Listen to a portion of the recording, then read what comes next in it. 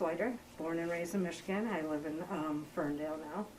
I, kind of had a traditional upbringing. I had actually a real happy childhood and traditional home and phenomenal parents. I was lucky with that. And siblings, 2 older sisters, younger brother. Went through high school, college, and all that. And when I graduated from college, I got a job and moved down to Florida. Okay. And it was kind of a big risk for me. I was definitely had never left the state of Michigan other than some trips or whatever. Didn't know anyone down there. But I, this was kind of my, big risk. I was gonna kind of spread my wings and see what I could do. And so I moved down there on my own, and everything was going very well. And so I was kind of pretty proud of myself. I kind of felt like when I went off and went away to college, I went to Michigan State, and I had kind of built myself as an adult. Kind of built myself to where I was pretty happy with myself. Sure, you growing starting up. my life and becoming a grown-up. And things were going pretty well. I had been down there for a little over a year, and things changed because I had a friend of mine that had come down to visit me, one of my college roommates, and we had decided to go out for the night, and we went to, at that time, I'm kind of dating myself, but at that time, Pleasure Island was still part of Disney World, and we decided to go out there and met these guys, and unfortunately, unbeknownst to us, we were being targeted. And I was not drinking that night because I had been driving, and I didn't notice at some point that I was feeling a little off. They ended up manipulating us to taking them back to their place, which is right outside of the Orlando area, and I was assaulted. When we ended up leaving and getting back to our hotel, by that morning I had pretty much blocked everything out. I didn't really remember a lot of the night, and my friend didn't really know what had happened. She was not assaulted that night, but we actually ended up going to one of the amusement parks that night and then we came back because I lived about an hour away from that area. Okay. Came back, and I ended up going through a bunch, my life kind of fell apart, and I didn't know why. The company I worked for ended up having to file through for bankruptcy, and I ended up getting laid off. I got very sick, and then I ended up having to move back to Michigan, and when it was soon after, ended up in the process of when I was supposed to fly home, getting diagnosed with mono. Okay. And I was like, how the heck did I get mono? Couldn't understand where I got it from. Came home, and here I was, a woman in her mid-20s, and I holed myself up in my parents' house. Didn't go out, didn't do anything. And my parents were so happy I was home. They kind of were like, oh, okay, cool. She just hangs out with us all the time. Not thinking this is strange. They didn't notice what was going on. They were just so thrilled I was back. Yeah. Started gaining a ton of weight. Okay. And tried to find a job, kind of stumbled around with that. Didn't really want to leave the house very often. And then I did find a job working in a retail store, and made some friends sort of through that. And there was a girl that I was working with, and she was turning 21. And I said, oh, I'll take you out for your birthday. And we were out, and we were on a dance floor, and this guy started dancing with me, and I flipped out. Okay. And thankfully, I grabbed her arm, and I looked at her, and I said, we need to leave. And she knew exactly what to do. Okay. I was very lucky. She must have known something, and she didn't ask a question. She just said, okay, and grabbed my hand, and she grabbed my keys, put me in the car, and here on her 21st birthday, she drove me home. And after that, I started having a series of flashbacks and nightmares and started realizing what had happened that night. And so then I didn't know what to do. I'm like, okay, more happened that night than I thought. So the first person I talked to was my mother, and she didn't know what to do. Okay. Never really dealt with anything like that before. And so that's kind of what she said. She's like, I don't know what to tell you. And I talked to my sister, and she didn't really know what to tell me. So Sure. then I actually called Rain's phone number, Okay. their 800 number, and they got me in touch with a therapist. And I started going to Turning Point in Macomb County. Sure. And started going to their free counseling.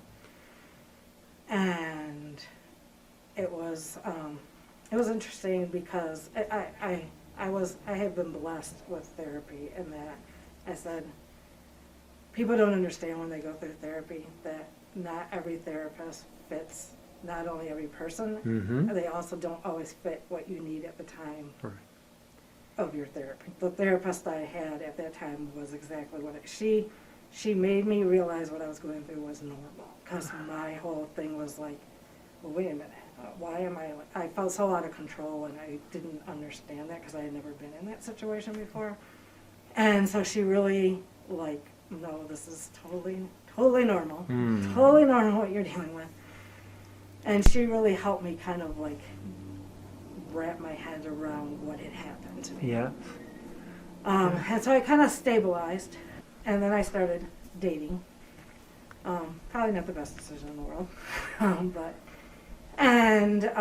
met someone, and my gut, which I should have listened to, told me this is not the right time for this, but Okay. my heart said a different thing. He had been through stuff himself, and so in that respect, he was a big shoulder to lean on. And we had a very quick relationship, got serious very quickly, and got engaged. And the engagement was kind of the catalyst for me to like, okay, I got to get through this. And I went into full post-traumatic stress disorder. It was Okay. like I couldn't leave the house. I couldn't sleep at night. The minute it would get dark, I would total anxiety. My work was suffering. Things went nuts. So I had to take a leave of absence. I was under full psychiatric care. I was seeing a new therapist multiple times a week. Mm-hmm. And this one, she was this short little Jewish woman, and she looked at me and she's like, okay, I'm not going to take any crap from you. She's like, you're too smart, and I know you'll just tell me what I want to hear, and I'm not going to deal with that. Right. And she made me, because I spent months and months and months denying that I was truly raped. I would acknowledge that he had taken my clothes off. I would acknowledge that he made me touch him. I would acknowledge a lot of things. And I also would not acknowledge that I had been drugged that night. The psychiatrist was like, you know you were drugged, right? And I was like, no, I wasn't drugged. You're crazy. And I was like, Yeah. and he was like, you know, that's why you blacked out. You know, you're all these. He's like, there's so many evidence that you were. I'm like, Yeah. and I would have dreams about cockroaches because I had been in Florida, and my first apartment was infested with cockroaches. So I had dreams about these cockroaches attacking. That's how my dreams would happen. Okay. And it would take, finally in these dreams, that I realized I had been truly assaulted. And it was very hard. And then I remember being curled up in the middle of a bed and crying and saying, okay, I don't want to live like this anymore. I have to get out of this mode I'm in. Yep. And that's kind of when I made this switch, I guess, and just started really working on myself and truly doing what, the therapy was working with. I went in, they kept wanting me to go on medication. I just kept pushing away from that, and went on a medication, and then like that kind of cleared the, settled, calmed things down to the point where I could do the things they wanted me to do. Got it. So I turned 30, Hmm. and I threw myself a birthday party. Okay. It was kind of, I joked it was my coming out birthday party. I'm back, things are better, and Right. I really was in a good place. Uh-huh. So this is when my husband at the time decided to tell me, I'm not in love with you anymore. Okay. And I had even, at the time, like when I was going through everything, like, should we wait to get married? And they actually encouraged me not to wait, which I still kind of disagree with. Okay. Because their whole thing was, well, this is what's helping you push through, which it was, but I still think we should have waited to get married, but whatever. It is what, it's what happened. Yeah. So all of a sudden he takes this total, completely turnaround and goes from a super supportive person to not. Hmm. So now I'm like, okay, I just got to this point where I'm in a very good place, and now I have to go through this divorce. Yeah. And so I said, you know what? I just survived being raped and post-traumatic stress disorder, and got to myself where I have a good job, and I'm in a good place with myself. Yeah, this isn't going to stop me. So, yeah, oh, okay, this is what you're going to do. You're going to do it. Okay. Whatever. So we separated. I literally took the whole household on by myself. Mhm. He took a car payment, and I said, whatever. Move forward. Mm-hmm. So I did, and kept going. Okay. And then let the divorce happen, waited a while, and then I met my husband, Tom, The current husband, yeah. and much different situation. Ah, good. And it was funny because when the whole, you know, obviously when something like this happens to you, you have to tell the person, like, if you're going to get serious dating, and it's like you don't want to tell them too soon, because then they could be like, okay, and Right. you don't want to wait, because then they're like, well, why didn't you tell me this? Right. And so I kept saying, you know, I gotta at some point tell them. And so we had when we first met, we met online, and we talked quite a bit Okay. before we met in person. And so like it was our third date, and we're sitting there, and we're literally sitting on the floor, and we're talking, and he says, oh, when I was in college, I did self-defense classes, and one of my friends was assaulted. And he just kind of paused, and he was looking at me, and I said, brick head. And I looked at him, and I said, oh, I was assaulted in my past. And he was like, well, when you're ready to tell me the whole story, you will. And we just Mhm. moved on. That's a great response. And when it hit that point, yeah, I told him the whole thing. Mm-hmm. And so then we had a normal relationship where we got to know each other and fall in love, and got engaged after a normal period of time, and Mm-hmm. got married, and then I kept saying I wanted to do something to give back. Okay. And so initially we started a company called Women for Hope when we were making jewelry. This is like a little hobby kind of thing, and we were making awareness jewelry, so like the different colors. Mm-hmm. And so the whole point was to bring like different women-owned businesses, and then 10% would go to different charities that helped women. Sure. And so then we actually ended up connecting with Cancer Care, and they ended up getting our bracelets mentioned in the Wall Street Journal. Nice. Who knew that was going to happen? So like that was pretty cool, and then we started doing that. And then I said I really want to do something local. Uh-huh. And so we're kind of looking around, and I said, you know, when I went through my recovery, one of the things that my counselor did is have me go to a Take Back the Night rally. Okay. And my mom had a really hard time dealing with me being assaulted. She just didn't know how to help me. Okay.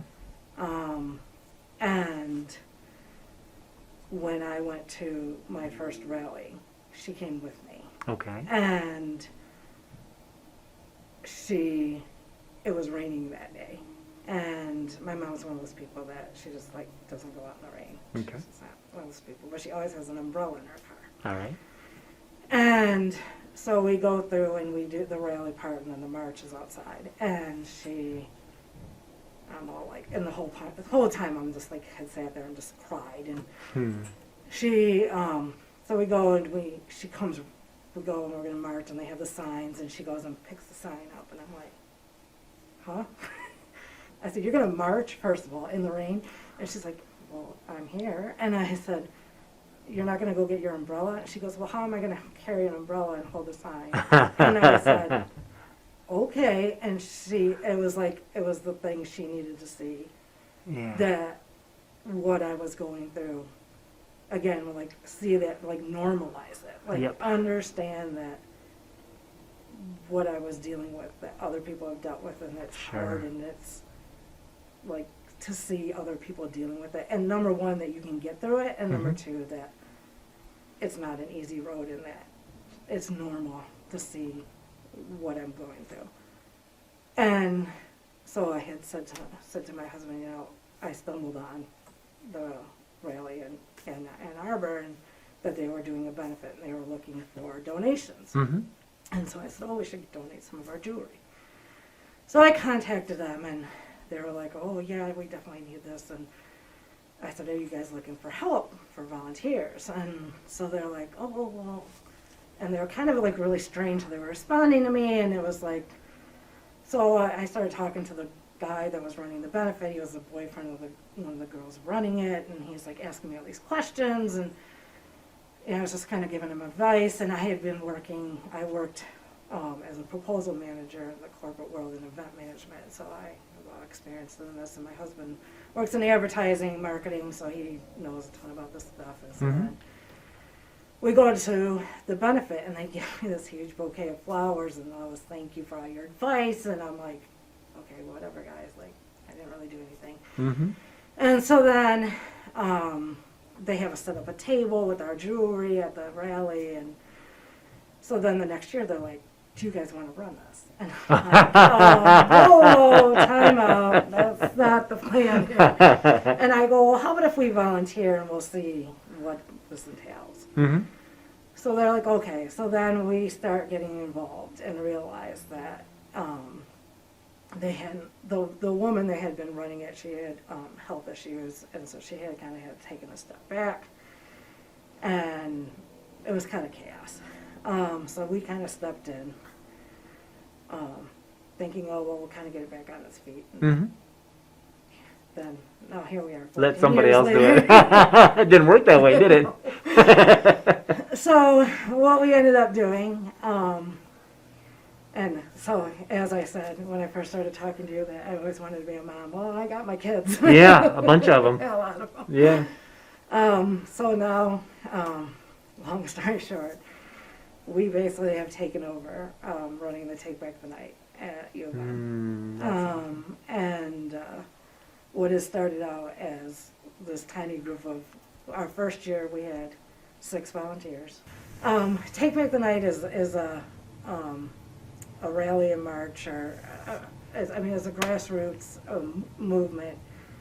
It was started, it's close to like 40 years now, to raise awareness about sexual violence. And basically, it was originally started to really raise awareness that it was actually about sex workers, Mm-hmm. that they were just being mistreated. And then it kind of morphed into that there was no resources for women who had been assaulted. Mm-hmm. There was no crisis centers. There was no places for them to go get counseling. There was no, shelters and things like that. Right. And so now that that stuff is in place,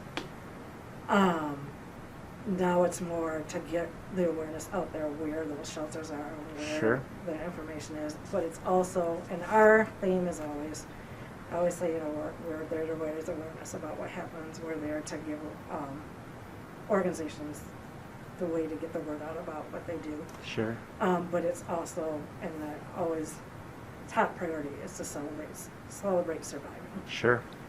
Because people forget to celebrate that they have healed.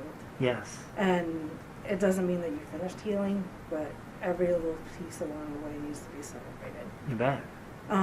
And sometimes you might be in the beginning of that, and to see someone else be able to celebrate that they healed helps you heal. Yeah, it does. And Absolutely. helps you realize, somebody might have been like, I don't know if I can get through the day. And if they see somebody that got through 10 years, Mm-hmm. they can get through the day. It's that light of hope, man. The Yes. inspiration. And Yeah. When we were talking earlier about you don't know how many people you have touched, that's our goal always, is to say we have to know that we touched somebody every year, even just one person, Yeah. and realize that we touched that. And every year we are given a gift. Yeah. Whether it be an email from someone who says, I didn't know if I could make it through the end of this year, and you guys, or, because of you, I started therapy and I'm in such a better place, or because of you, I've changed my major and now I'm going to be a lawyer helping sexual assault survivors. Yes. Whatever it is. Yeah. We have had so many people that have come to us and, told us this kind of stuff, or somebody who I never realized we impacted, all of a sudden, like, we get a $50 donation from them. I'm like, Yeah. really? They cared that much? Like, Yeah. And that's kind of the amazing thing to see happen. Mm-hmm. And because of what we're doing, we created a nonprofit called Standing Tough Against Rape Society. Okay. And we go by STARS. And so it's based out of Michigan, but the goal being, eventually to grow it bigger. But our main focus is to be the nonprofit arm, the 501c, to raise the money to put on the rally and march and to do the other events Okay. that we do on campus. So we're kind of like the community end to work with the students at U of M. That's awesome. So STARS actually gathers resources to support the work that's going on with Take Back the Night, and right.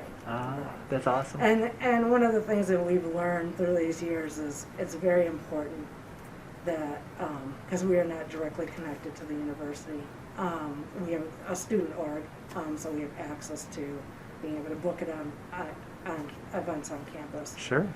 But it's very important to the students that we are not, it's not sponsored directly by the university, so we are the students' voice. Sure. And because of things that have happened on the university, that is important to them. You bet. So they can kind of, when things that, the university's not perfect. Yeah. They make mistakes, and so they want to be able to say, kind of say things they want to say without having the university's approval, and it's definitely healing for them to be able to have that app. We actually have two separate websites for Take Back the Night. It's tbtnannarbor.org, and then STARS is stars-mi.org. What do they need most in terms of help? Of course, we always take donations. Sure.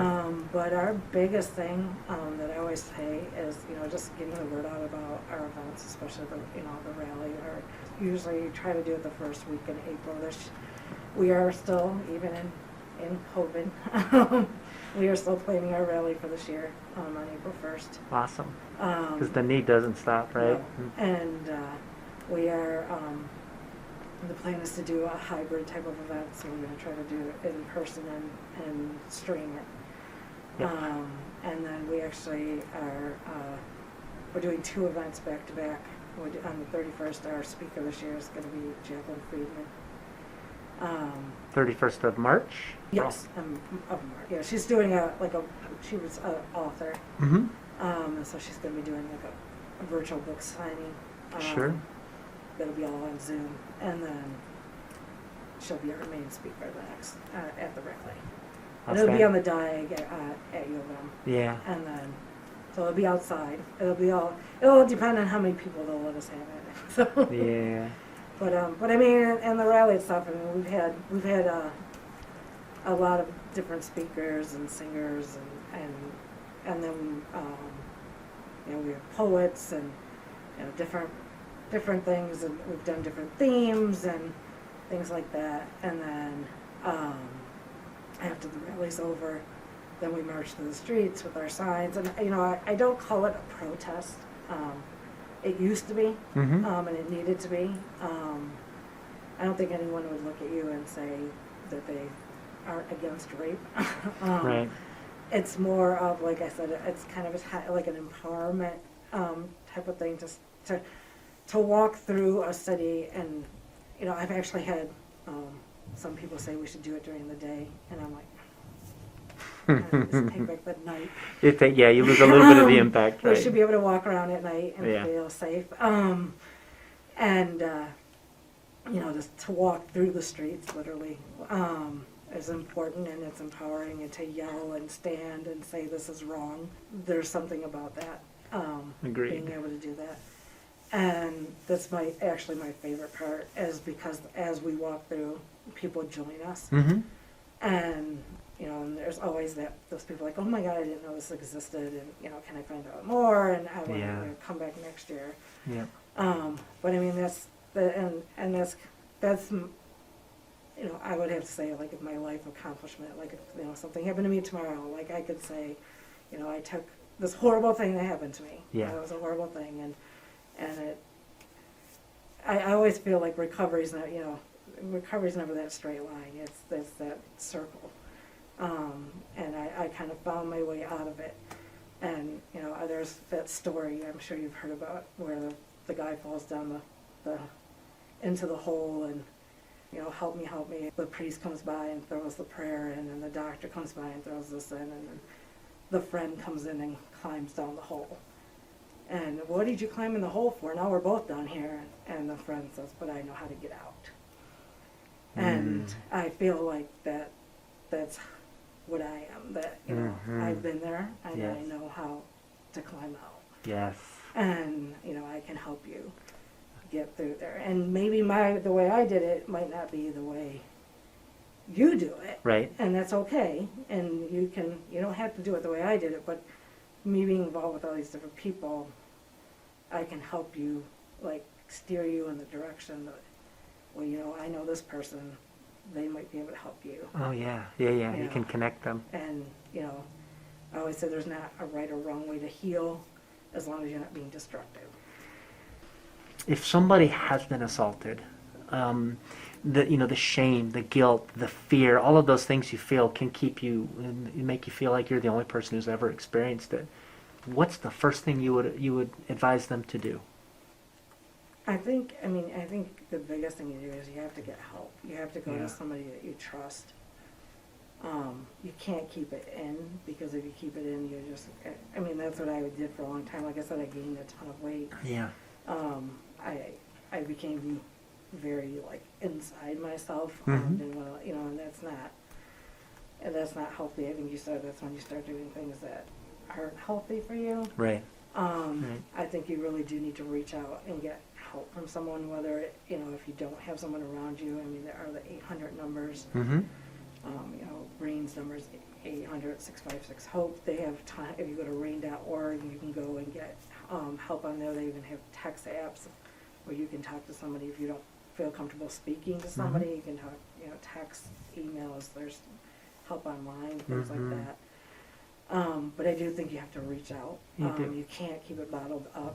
There's people. I've had people say to me, "I can't do what you did because I can't set that time aside, because I know if I open it up, it's all going to come out."